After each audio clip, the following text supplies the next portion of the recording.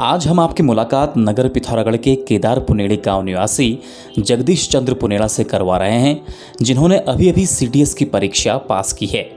जगदीश अपने गांव के पहले व्यक्ति हैं जिन्होंने सीडीएस की परीक्षा में सफलता अर्जित कर गांव और सीमांत जनपद का नाम रोशन किया है।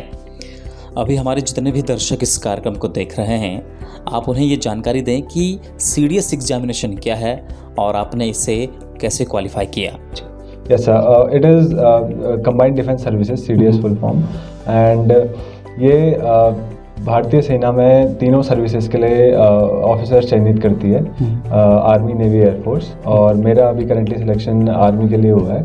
मेरा सिलेक्शन 17 SSB बैंगलोर से हुआ है और अभी मेरा 18 ऑफ जुलाई को हुआ था, स्क्रीनिंग थी और उसके बाद 22 ऑफ जुलाई को मैं रिकमेंड हुआ था।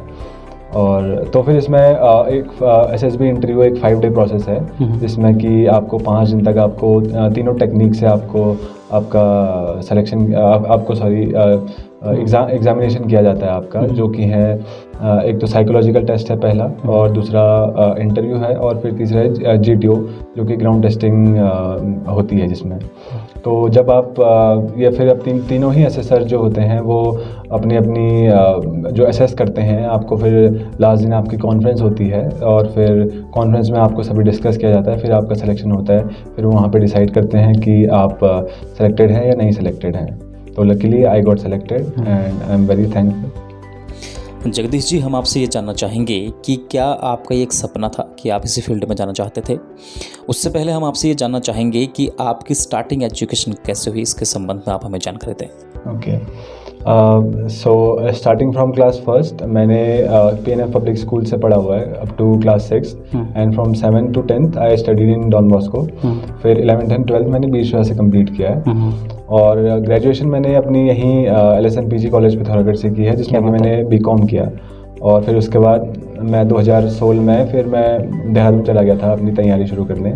और रिगार्डिंग कि ये मेरा सपना था, हाँ ये मेरा सपना था।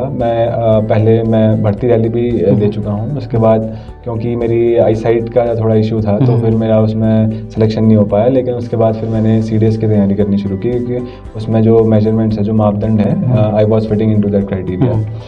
सो मैं लगा रहा। उसके बाद after this was my last attempt and I think जो मेरी डेडिकेशन थी उसने मुझे ये जो सक्सेस है दिलवाई है। आपने CDS एग्जामिनेशन क्वालिफाई करने के लिए कितने घंटे स्टडी की, या फिर आपने किस तरह से तैयारी की, इसके बारे में बताइए।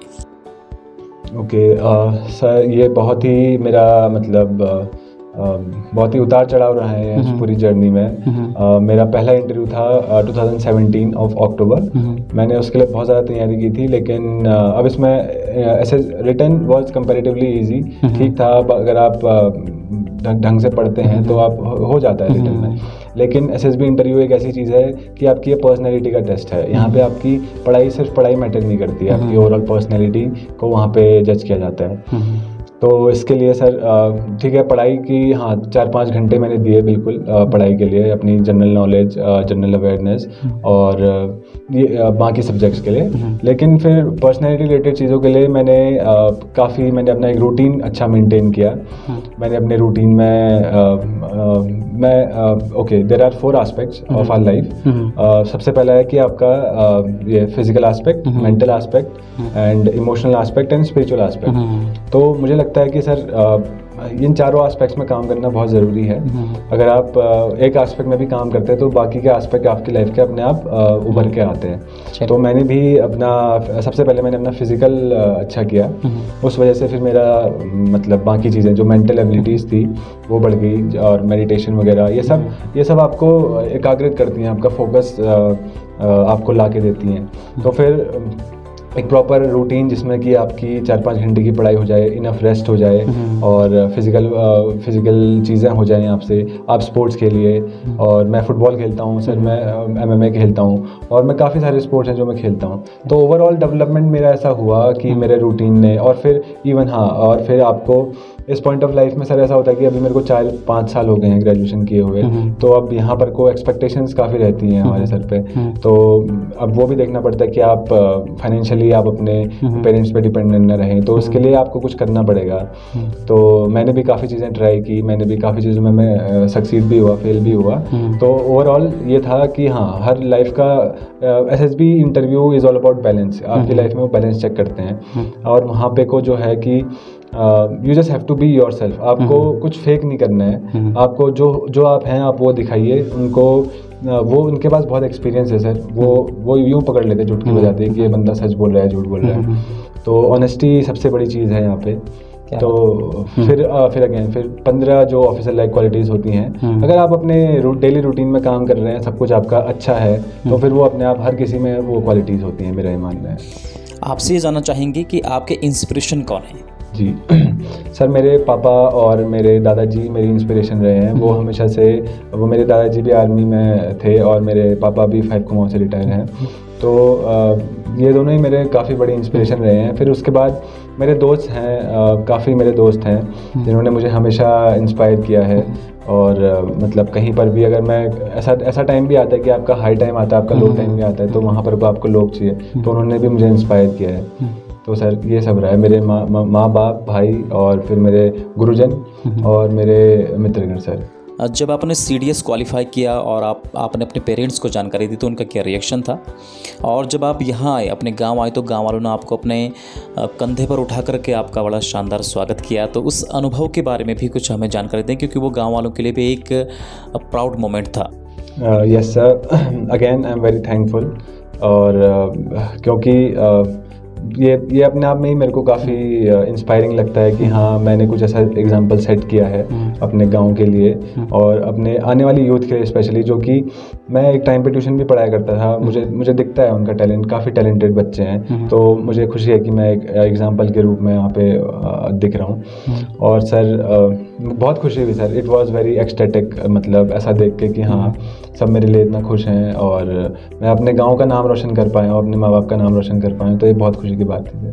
उन तमाम युवाओं को क्या सुझाव देना चाहेंगे अपनी तरफ से, जो खासकर इस फील्ड में आना चाहते हैं?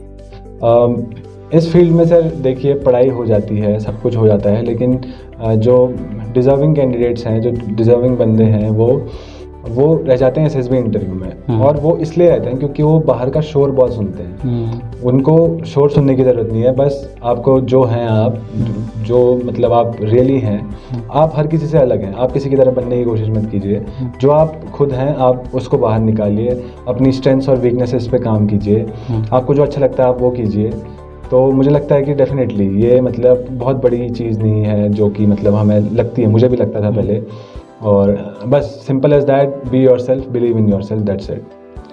आज का अधिकतर युवा नशे के दलदल में फंसता जा रहा है, तो ऐसे युवाओं को नशे के दलदल से बाहर लाने के लिए या फिर इन चीज़ों से बचने के लिए क्या कहना चाहेंगे आप? ये जैसा कि आपने दलदल बोला, ये सच में दलदल ही है कि अगर एक बार इंसान यहाँ पे पैर रखता है तो फिर धंसता ही जाता है नीचे। फिर आपको फिर कुछ दिखाई नहीं देता है, क्योंकि फिर अगर आपके माँ बाप आपसे बोल रहे हैं कि ऐसा मत कीजिए, आप उनके अगेंस्ट हो जाते हैं, आपके फ्रेंड्स के अगेंस्ट हो जाते हैं, फिर आपको वही चाहिए। तो सर मेरा जो मुझे लगता है कि अगर आप कोई स्पोर्ट्स वगैरह खेलते हैं, अगर आप मतलब कोई आपकी रुचि है किसी चीज़ में, तो आप वो चीज़ करिए। मतलब वो चीज़ आपका ध्यान आपको उस तरफ ले जाएगी कि हाँ, आपको फिर वो चीज़ ज़्यादा करने का मतलब नहीं करेगा। और अपनी संगत, अपनी जो आपके फ्रेंड सर्कल है, उस पर बहुत ज़्यादा ध्यान दीजिए कि आपके आसपास के लोग कैसे हैं, आपको क्या शिक्षा दे रहे हैं, वो आपको किस तरफ ले जा रहे हैं। क्योंकि ऐसा, अब मुझे नाम याद नहीं आ रहा है, बट किसी अच्छे इंसान ने कहा था कि आप अपने अराउंड के 5 लोगों का एवरेज हैं आप। तो फिर ये वही है, आप अगर आपके अराउंड 5 अच्छे लोग हैं तो आप भी वैसे ही बनेंगे, और अगर नहीं है तो फिर आप वैसे ही बनेंगे।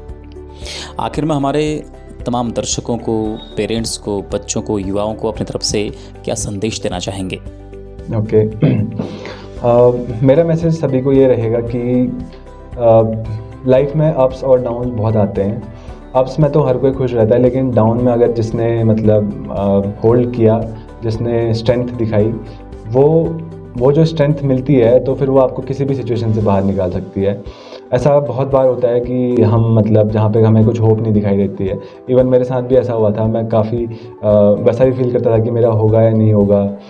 लेकिन फिर अगेन आपके माँ बाप, आपके जितने भी आपके आसपास के लोग हैं, वो आपको हमेशा मोटिवेट करेंगे, तो आप उनकी सुने। और जो आपके आप हमेशा एक पॉजिटिव माइंडसेट आप अपना लाइफ में रखिए और होपफुल रहिए लाइफ के लिए।